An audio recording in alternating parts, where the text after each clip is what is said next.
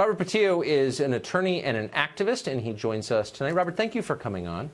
So Thanks, Tucker. If progressive activists have a right to intimidate and scream at people they disagree with politically in public places, in restaurants, for example, or outside their homes, what are the boundaries of that? I mean, do you have a right to show up at someone's kid's soccer game and scream at the parents? Do you have a right to show up at the person's church, at their parents' funeral? I mean, what are the boundaries now in this new activism on the left?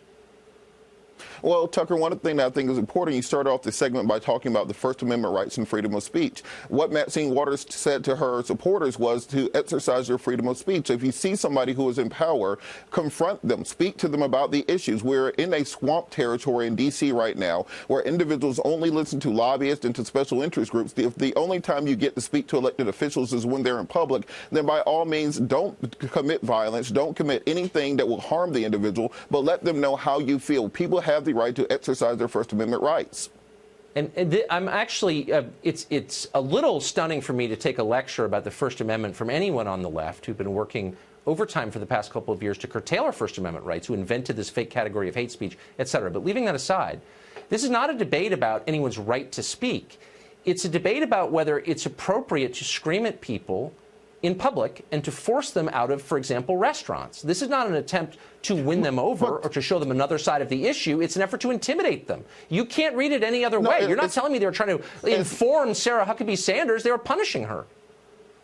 Look, Tucker, the entire point is that because the members of the administration don't talk to the American people, they don't have regular press briefings, they don't go out and have town hall meetings, this is the only time the individuals have the opportunity to speak with them. What do you mean? Trump just preempted our show yesterday. Wait, hold on. Come on. There's a difference between a yesterday, speech, the president, and a town hall. But you said they don't give press briefing. Look, we hear a lot from the administration. We hear a lot from its opponents. I welcome that almost uniquely on television. I like debates. I'm glad that you are here. We disagree. I think we should have a conversation. You do not have the right to scream at me in front of my children in a restaurant, surround my house on the weekend when my kids are home, come to my church, go to their soccer games, go to my parents' funerals. Do you see the difference between having a debate over the issues and intimidating people in the public space? Well, let's understand that the entirety of this issue started with a lack of messaging on the part of the administration, by not explaining what the detention policy is, by not explaining what exactly is happening to these children. If the president and the administration want to have a conversation about this, do like other administrations have done. Go do town halls around the country, speak to voters, let the people express their feelings to the administration. Understand what public opinion is. Don't simply hide behind the walls of power. And nobody's going to people's soccer games or funerals or going it's not my job. They're saying confront these people in public.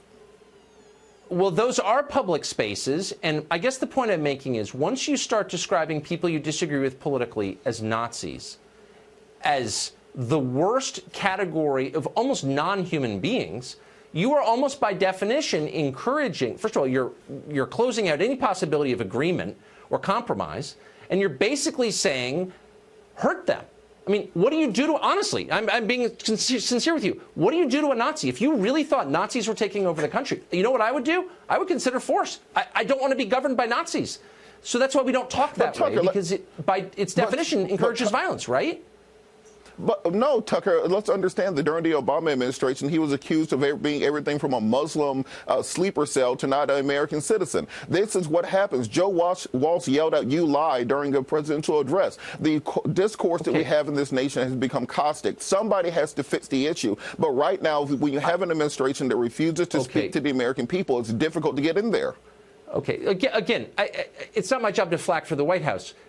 But holy smokes, he just did an hour-long live event yesterday. He's doing an hour-long live event tomorrow. I mean, they speak a lot. That's not really the issue. The issue is whether you have a right to take political differences and turn them into some kind of mob retaliation against the people you disagree with. Can we just agree on this?